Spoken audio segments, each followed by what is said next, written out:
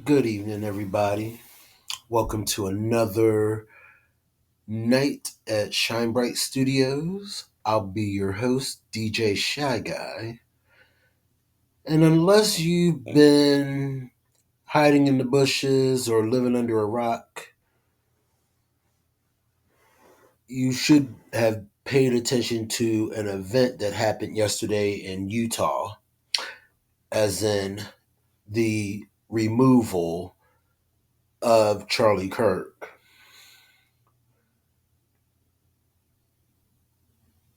I already know half the nation is in grief over him. I know that. Only different but then with me, and I'm standing on this like I've told everybody else and informed everyone else. I feel absolutely nothing for Charlie Kirk. Y'all look at him in one eye as the man who challenged free speech. I mean, debating college kids ain't exactly what I'd call debating free speech. You were 31 and they're barely able to stand on a pony keg, which is one of the reasons why I'd say I feel absolutely nothing for him. He wouldn't have debated. I don't think he would have came over to the black media and debated anything, but he would love to use anything that's melanated to his chagrin. And also, when I stated I feel absolutely nothing for him, before anybody gets ahead of themselves, I am not mentioning his family at all. As far as I'm concerned, they're innocent. Was said, and I don't want the conscience of his family against my lack of own conscience. But we're gonna look at a couple articles to see why I'm standing by why I'm saying I feel absolutely nothing for him. And actually, this one popped off with the Guardian. I'm gonna read through it.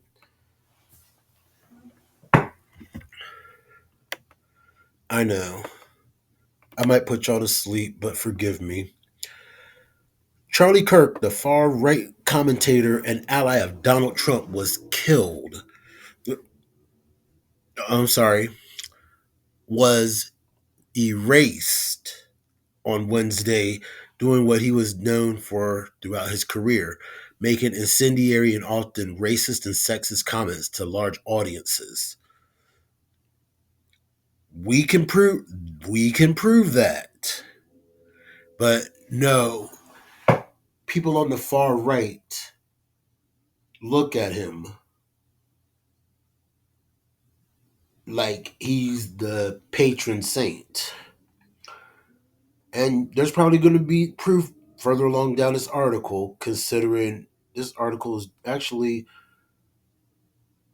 a little bit before I finished my other personal business matters. If it was current and controversial in U.S. politics, chances are that Kirk was talking about it on his podcast and on the podcast of friends and adversaries, and especially on college campuses where he would go to debate students. Kirk spent much of, Kirk spent much of his adult life defending and articulating a worldview aligned with Trump and the MAGA movement.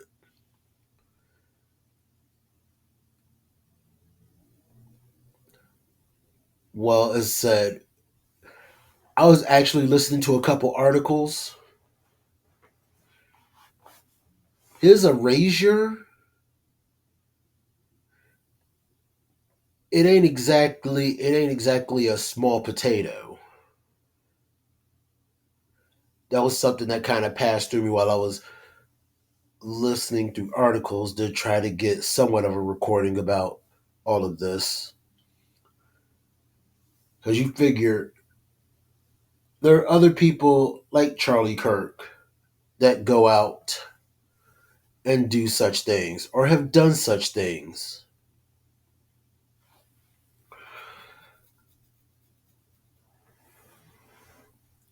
i.e., Brandon Fakem, who, I got a assignment on him, but we're going to continue.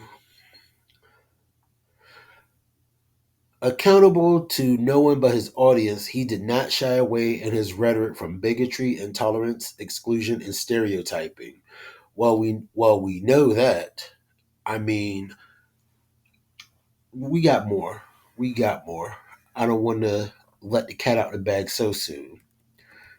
Here's Kirk in his own words. Many of his comments were documented by Media Matters for America, a progressive nonprofit track a progressive nonprofit that tracks conservative media.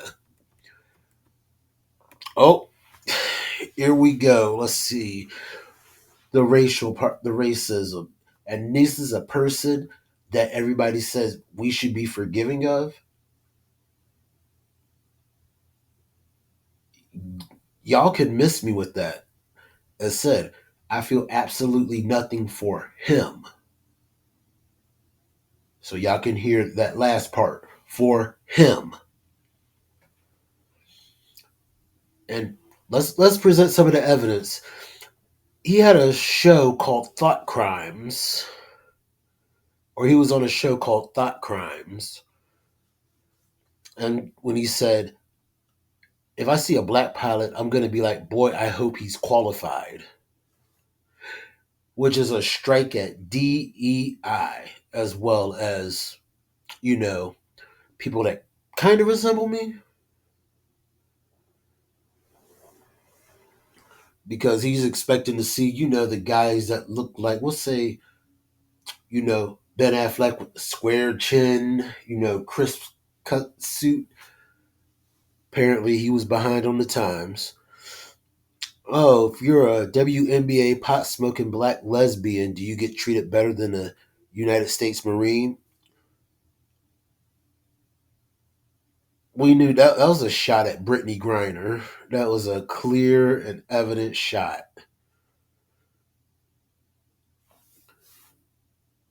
Do I have disagree with that? It said you had to see when you put the race in, that's where you wrecked, and this is why I feel nothing for you. Happening all the time in urban America. Prowling blacks go around for fun to go target white people. That's a fact. It's happening more and more. You see, this racist rhetoric that y'all say he wasn't. What happened to facts don't care about your feelings? Wouldn't this be fact that this has been documented? If I'm dealing with somebody in customer service who's a moronic black woman, I wonder, is she there because of her excellence, or is she there because of affirmative action? Dickhead. Affirmative action and DEI are basically one and the same. Now, were you here to see it, it would actually be a little more distasteful because your now widow would be benefiting the most from it. And I'm using everything in the present tense as possible. And then we have the infamous. If we would have said that Joy Reid and Michelle Obama and Sheila Jackson Lee and Ketanji Brown Jackson were affirmative action picks, we would have been called racists. Now they're coming out and they're saying it for us. You do not have the brain processing power to otherwise be taken really seriously. You had to go steal a white person's slot to go be taken somewhat seriously. Oh, but sir, you talk about being such a capitalist,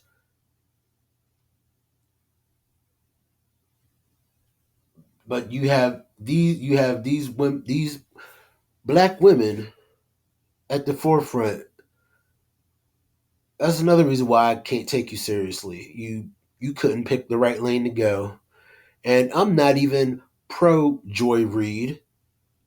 Pro let's see, I'm not pro Joy Reid because when the FBA started side eyeing her, she called us FBA Russian bots. Michelle Obama, let's see, her and her husband, well, when they were trying to get Kamala in, they were kind of looking down on us as black men. So I guess that solidifies that one. Sheila Jackson Lee, I really haven't done too much research on her, so I can't exactly say give my reason. And Ketanji Brown Jackson, yeah, this is a Supreme Court justice that couldn't answer the definition of what is a woman. That you could ask me, what is a woman? A woman carries life inside her for 9 months. A woman has a female reproductive system, predominantly a uterus, a vagina, a uterus, fallopian tubes, and ovaries. Could it not have been that hard to answer? And you have a Juris Doctorate. That's what makes it even funnier for me. But the funnier part is you do not have the brain processing power to otherwise be taken really seriously. That's rich coming from the ever infamous Harper College dropout.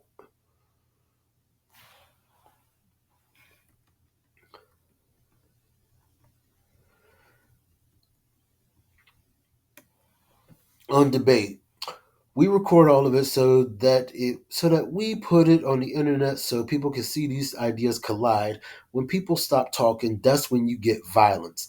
That's when civil war happens because you start to think the other side is so evil and they lose their humanity. Kirk discussing his work on an undated clip that circulated on X after his killing.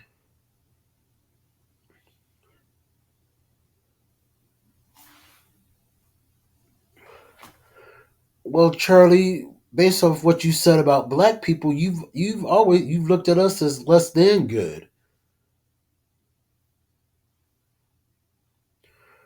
On gender, feminism, and reproductive rights. Oh yeah, you ladies about to love some of this. Reject feminism. Submit to your husband, Taylor. You're not in charge. Discussing news of Taylor Swift and Travis Kelsey's engagement on the Charlie Kirk show.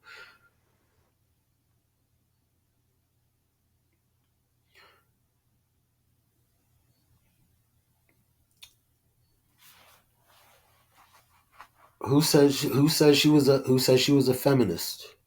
But then again, I guess she's about the equal rights too. Or is it because Taylor Swift's a little liberal? The answer is yes, the baby would be delivered. Responding to a question about whether he would support his 10-year-old daughter striking a conception because of sour grape on the debate show Surrounded, published on September 8th of 2024.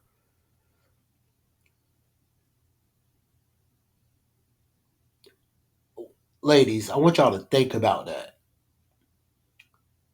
Just just marinate on that.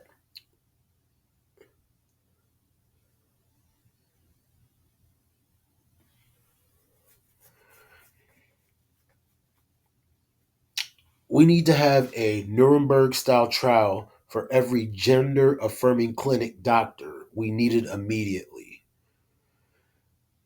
So basically you're treating doctors like like they're committing war crimes. But yet here's my view on it. when it comes to the social part, kids are the part that you can basically say kids are going to be kids, no matter what how you look at it. And you were a kid at one point. I'm probably a lot more lenient in the social circle, but I'm always going to stand 10 toes on this. No hormonal, medical, surgical, anything that would be body altering until 18. Because I mean, who am I to say if if TG Annie wants to go hang out with John and they have a little fun behind the bushes? Who am I to say anything about that? On gun violence. Oh, the irony, irony, irony. I think it's worth to have a cost of, unfortunately, some gun deaths every single year so that we can have the Second Amendment to protect our other God given rights. That is a prudent deal. It is rational. Isn't it ironic? Don't you think? On immigration, ooh, it's a long one. On immigration, America was at its peak when we halted immigration for 40 years and we dropped our foreign born percentage to its lowest level ever. We should be unafraid to do that. Man, the American Democrat Party hates this country. They want to see it collapse. They love it when America becomes less white. That sounds like low birth rates, Charlie. And that sounds like that was a you problem. Now it's the rest of your ilk's problem. The Great Replacement Strategy, which is a well underway every single day in our southern border, is a strategy to replace white rural America with something different. The the Great Replacement Strategy. Oh yeah, you mean the same thing that you know Mr. Tops of Buffalo Peyton Gendron was exercising, just to put it mildly? Yeah, that's the example of the Great Replacement Strategy, written by an openly G Frenchman. Oops. On Islam, America has freedom of religion, of course, but we should be frank. Large dedicated Islamic areas are a threat to America.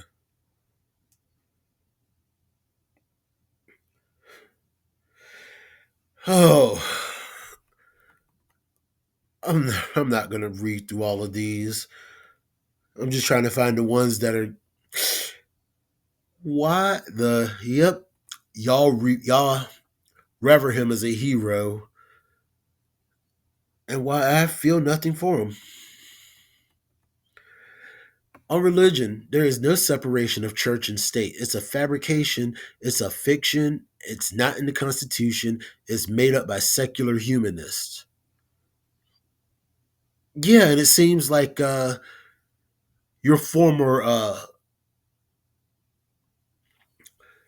your former baked potato friend is trying to put everything to put church and state together.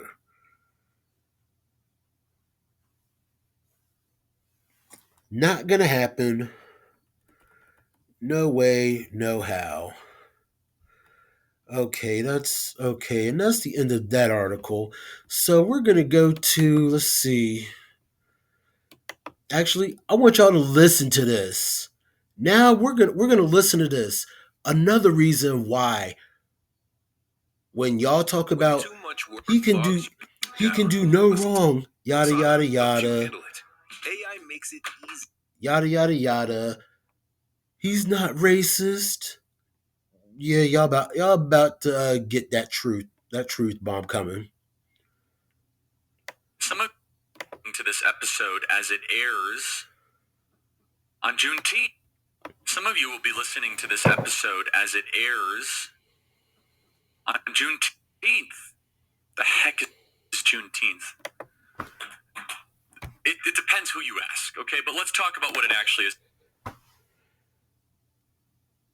June 19th, 1865, when the slaves of Texas finally realized that they were free people.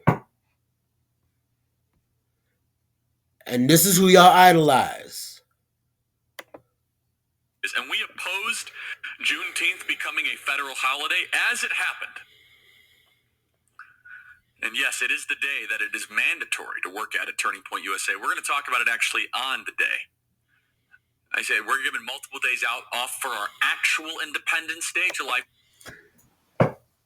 Oh, see, actual Independence Day. So apparently, Juneteenth, the day that the slaves were free, has no bearing. July 4th, 1776. The issue is that the entire point of it, as per postmodernists do and deconstructionists, is to subvert July 4th. You're the one that brought it up. That has always been the agenda. Well, you can't do math, but let's see, 1865 from 1776. It's about a 90-year margin before things ever happened. Or did you not realize that, dickhead? That there's a Black Independence Day and a National Independence Day. Yeah, that should be the history lesson for you. Yeah, remember people that came of my descent were under chattel slavery. Same way that they have a Black national anthem that plays.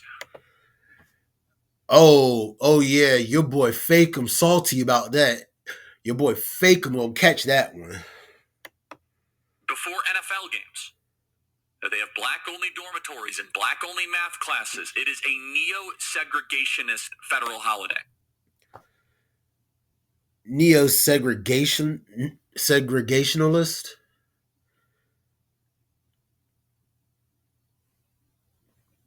I mean, Juneteenth is for, black people.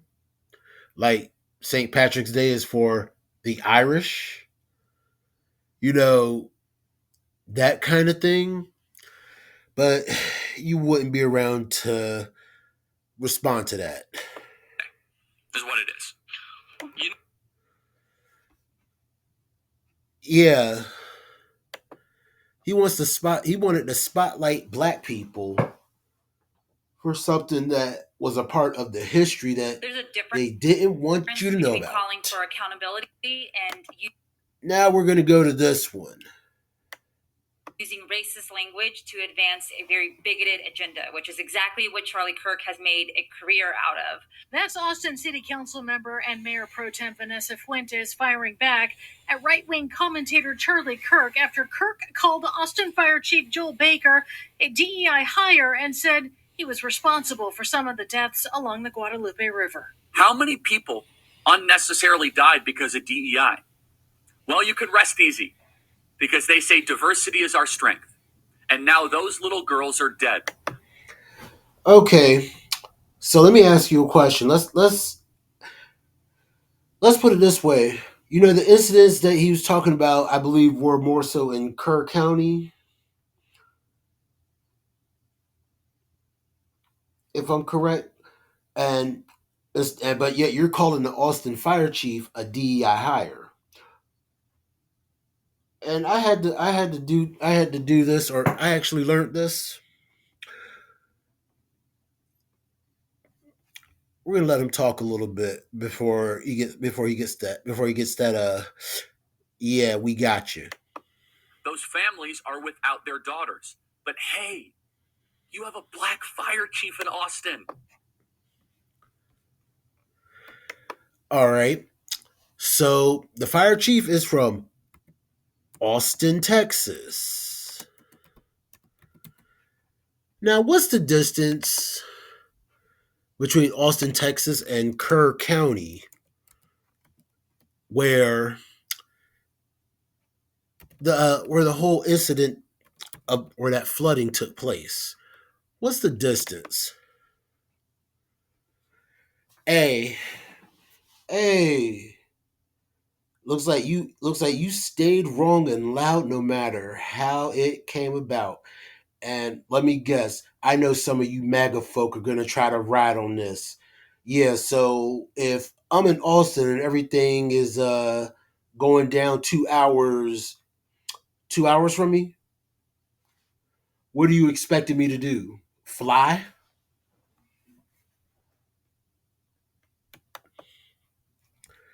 Let's go. I just had to show y'all that. To show you everything in conjunction. What is your response to what Charlie Kirk said? Well, first, I would say Charlie Kirk is an extremist whose brand is built on entirely hateful and divisive rhetoric. And See, even women were coming after him. It said, see, this is what that D said. Everybody wants to look at him as a beacon of hope, but you're not. This is that dark side. This is some of that dive that as a part of black media that I try to do. And for me, it's important to point out that Charlie Kirk doesn't know our city. Austin City Council Mayor Pro Tem Vanessa Fuentes did not want to comment on the friction between the fire department and the union, but did defend Chief Baker from Kirk's attacks. He for sure doesn't know our fire chief, who is a dedicated leader with decades of service, decades of experience, and a proven track record. And it turns out some Austin firefighters were deployed to flood efforts. 3 on Friday, July 4th, to perform water rescues in San Angelo, Kerrville, and Seguin. 8 personnel and an AFD boat on July 5th and 6th to Cow Creek and Big Sandy Creek in Burnett and Travis counties. And then an additional 6 firefighters joined Texas Task Force 1 search and rescue. The Austin Fire Association, too, made it clear its criticism of the chief is about what it called a failed leadership, not diversity, equity, and inclusion, saying in a statement, quote, the Austin Firefighters Association stands with the affected families and asks for your support in seeking justice. As a reminder, the Austin Firefighters Association firmly condemns all forms of racism, hate speech, and abusive rhetoric.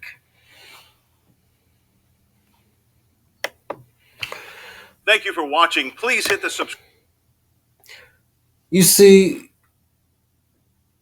I hope that brought some kind of proof that, yeah, the person that you idolize is not always what you see. That's the moral of tonight's story. As said, I'm still standing on my square. To Charlie Kirk, I feel absolutely nothing for you. But let's flip it around a different way. Stand up, stand out, shine bright, and good night.